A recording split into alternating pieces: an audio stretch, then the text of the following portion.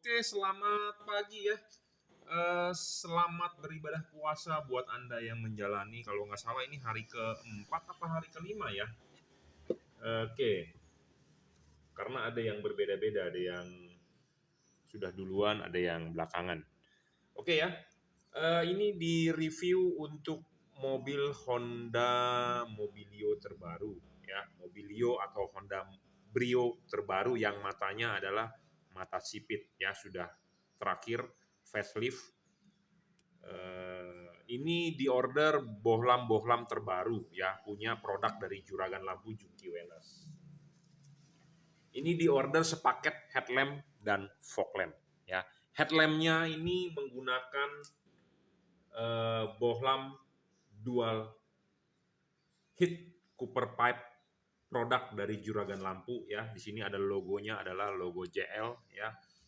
JL artinya Juragan Lampu, dan di sini ada stiker garansi kita, ada stiker logo kita Juragan Lampu ya. Bohlam ini bohlam yang paling terang untuk satu warna yang kita keluarkan saat ini. Warnanya adalah putih, tapi masih ada kuningnya sedikit. Jadi kadang-kadang kita menyebut 6000 Kelvin.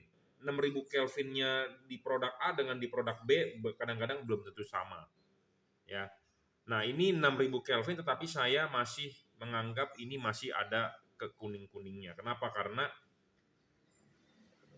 memang di tes malam hari kita tes nyala masih ada kekuning-kuningnya ya. Oke, bohlam ini 53, sorry. Saya tadi mau sebut 55, 55-nya di tipe H11, H7 atau HB3. Di H4-nya 53 real. Bohlam ini tidak ngedrop. Saya jamin tidak ngedrop. Tetapi dia punya watt bisa turun. Turunnya dalam arti karena bergantung dengan suhu lingkungan. Bohlam ini tidak ngedrop. Beda dengan kata-kata ngedrop dengan dia variabel wattnya. Kalau bohlam ngedrop itu, kalau dia sudah panas, dia akan turun terus. Dia tidak akan naik lagi. Walaupun suhu lingkungannya atau suhu temperaturnya itu dingin. Jadi memang dia turun terus. Nah, kalau LED ini pada saat suhu ruangan mesin atau suhu lingkungan itu dingin, dia akan maksimal di 53. Dia akan turun wattnya jika suhu temperaturnya panas. Jadi dia akan menurunkan wattnya. Tetapi kalau suhu ruangan mesin Anda sudah dingin, mobil itu jalan misalnya. Kalau macet kan pasti suhu ruangan mesin kan panas. Mobil tersebut jalan, suhu ruangan mesin pasti turun karena ketiup angin. Nah, suhunya turun, wattnya dia akan beranjak naik. Jadi variabel wattnya. Dari berapa sampai berapa? 40 sampai 53. Ya, 40 sampai 53 ya. Bohlam ini tidak ngedrop. Kalau ngedrop itu tadi saya sudah bilang, kalau ngedrop itu kalau dia sudah turun aja terus, dia tidak bakal naik lagi. Tapi bohlam ini bisa naik turun. Jadi variabel. Bergantung dengan temperatur lingkungan, yaitu dalam hal ini dipasang di ruangan mesin, di suhu ruangan mesin. Tapi kalau Anda tes di meja ini ya dengan suhu temperatur lingkungan ini sekitar 32 atau 33 ya, kita mengacu pada suhu ruangan 32 33, saya lihat di handphone saya dari AccuWeather 33 32 lah. Nah, ini kita nyalakan 7 jam, 8 jam, 12 jam, satu hari kita tinggalkan 53 ya 53 wattnya. Jadi tidak ngedrop ya. Satu sebagai syarat bohlam bagus adalah tidak boleh ngedrop ya. Watt dan luxnya harus besar. Besarnya ini dalam arti sesuai dengan fakta. Ini bohlam 53. Saya tidak menyebut lebih dari 53. Kadang-kadang ada orang berdagang ditulis 100 watt, 110 watt, 130 watt, 150 watt bohlam paling terang, tetapi nyatanya pas diukur tidak sampai. Ya, bohlam ini real 53 diukur menggunakan alat yang namanya wattmeter. Ya. Syarat kedua tidak boleh ngedrop, tadi saya sudah jelaskan. Syarat ketiga adjustable nih. Ini penting, Bro. Ya. LED ini adjustable. Bisa diputar, ya. LED ini bisa diputar. Adjustable. Ya. Adjustable. Nah, ini penting. Ya, kalau Anda beli LED yang fix fokus Anda rugi. Kenapa? Karena kita mengkonversi dari halogen ke LED. Nah, tentu LED-nya harus bisa menyesuaikan anatominya halogen karena reflektornya punya halogen. Reflektornya bukan punya HID, bukan punya LED, tetapi punya halogen. Tentu LED-nya ini harus bisa pendekatan terhadap halogen. ya, anatominya harus sesuai dengan halogen, ya. Nah, LED ini, keunggulan LED ini dibandingkan LED lain 55 watt, LED ini memiliki bayangan gelap tidak ada, kecil sekali. Nah, kita buktikan, ya. Jadi kita sedang menjabarkan deskripsi apa sih syarat bohlam bagus dan apa keunggulan dari bohlam ini, ya. Bohlam ini tanpa bayangan gelap, ya. Waduh, silau banget kena mata. Ya, ini LED tanpa bayangan gelap nih. Saya kasih lihat, ya. Nggak ada bayangan gelap, bro. Di depan itu kecil banget tuh bayangan gelap garisnya, ya. Jadi ini keunggulannya. Jadi LED ini boleh dibilang LED sorotan samping, rasa sorotan atas bawah. Karena LED yang the best itu adalah LED sorotan atas bawah menurut saya. Kenapa? Karena bisa padat di jalan. Tujuan kita mengganti LED kan supaya terang. Terangnya itu padat di jalan. Padat di jalan, bukan terang ke atas pohon, ya. Jangan salah. Kita butuh terang padat di jalan. Nah, supaya bisa padat di jalan sebenarnya Anda harus pakai LED sorotan atas bawah. Karena LED-nya itu chip emitternya langsung menuju ke bagian atas reflektor. Karena Anda tahu sendiri kalau reflektor mobil atau motor yang bawaannya sudah LED, Anda tahu kan reflektor kan cuma setengah begini. Dipasangnya begini atau begini sama aja, cuma setengah, LED-nya ditaruh di atas. Kalau reflektornya di bawah atau reflektor ke atas ya LED-nya di bawah. Jadi setengah aja. Nah, sama, ini juga setengah aja butuhnya. Nah, setengahnya ini bagian atas ini kalau ketemu bayangan gelap ya rugi. Tadi tidak bisa padat. Nah, karena LED ini tidak ada bayangan gelap, ya saya berharap akan lebih padat hasil outputnya di jalan, ya, seperti itu.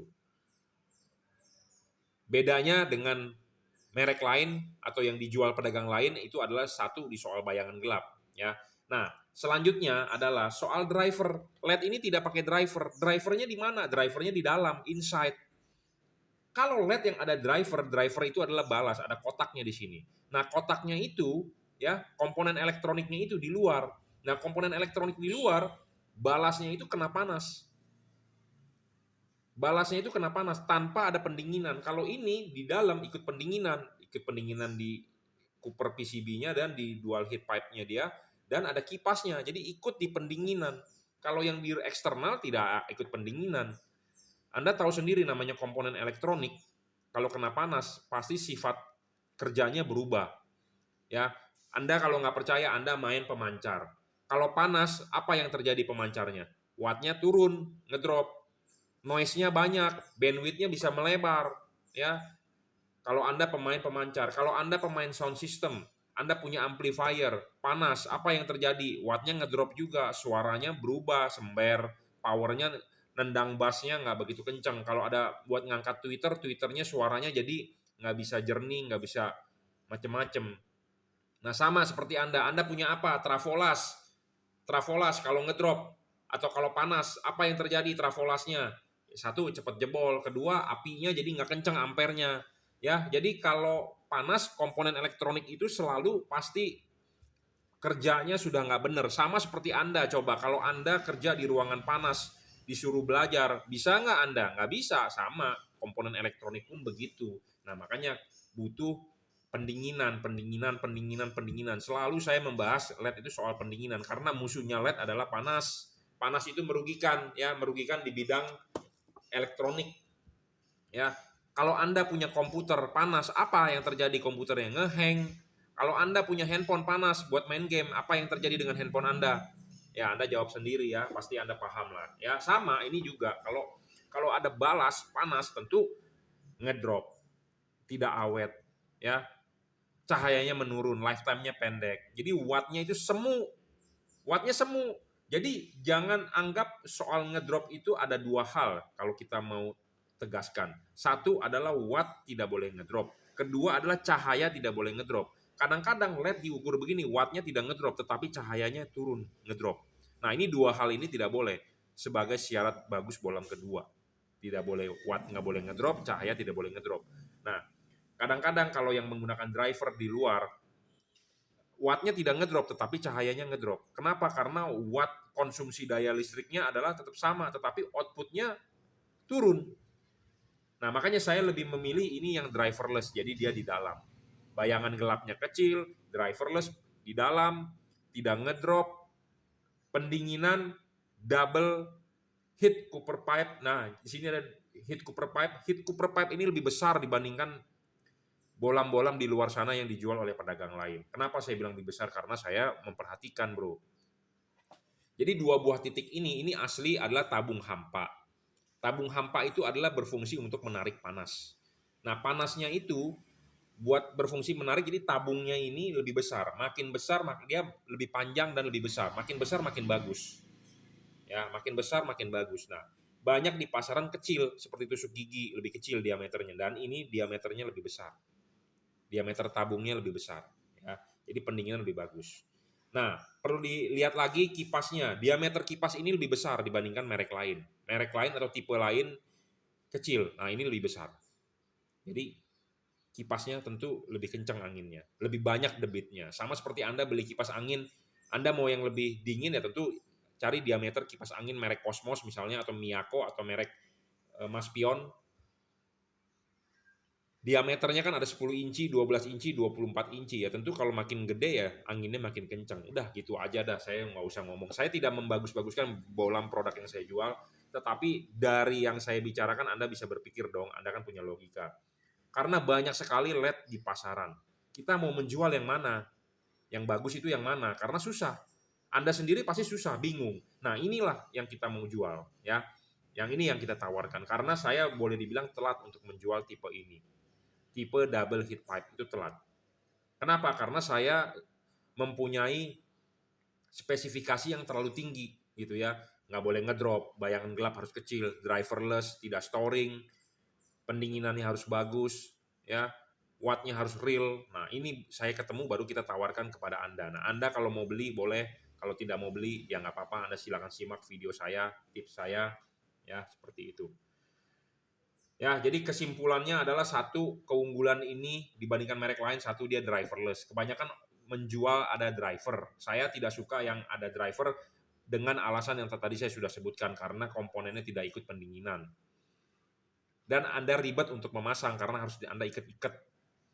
Ya. Bayangan gelap LED ini kecil karena banyak DHP atau yang 55 watt, 65 watt di pasaran itu bayangan gelapnya gede. Ya, saya ngomong apa adanya, jujur, to the point. Ya, maaf untuk para pedagang lain kalau merasa saya menyinggung Anda, tapi saya kan tidak menyebut merek ya. Jadi saya juga tidak bisa disalahkan. Saya hanya mendeskripsikan keunggulan barang saya. Nanti mungkin di video selanjutnya kita akan membandingkan DHP yang saya punya ya. DHP yang saya punya, apa keunggulannya, apa kerugiannya, apa keuntungannya Anda beli tipe ini. Ya. Bayangan gelap kecil, tidak ngedrop, adjustable wattnya. Ya. Jadi ini H4 untuk headlamp ya. Nah, untuk pemasangan silakan nanti WhatsApp saya ya. Oke, Anda mau beli barang ini ya, silakan WhatsApp saya di 089826938838. Silakan screenshot ya. Anda bisa beli melalui Topet, Tokopedia, Bukalapak, Shopee, nanti saya akan kasih linknya ya. Nah, untuk fog lamp-nya nih, jujur untuk fog lamp-nya